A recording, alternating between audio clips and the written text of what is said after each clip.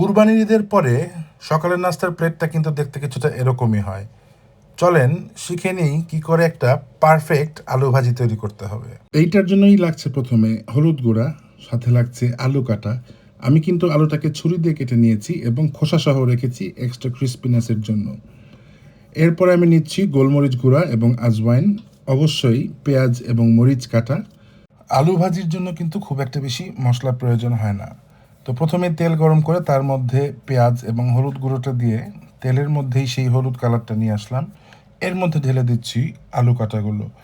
একটু ভালো করে নেড়ে চেড়ে তার মধ্যে আমরা লবণ দিয়ে দিব, তারপরে দিব আজওয়াইন এবং গোলমরিচের গুঁড়োগুলো।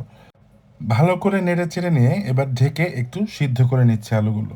আলুগুলো যখন সিদ্ধ হয়ে যাবে তার মধ্যে দিয়ে দিচ্ছি কাঁচামরিচ কাটা এবং অপশনাল হিসেবে ধনিয়া পাতা কাটা।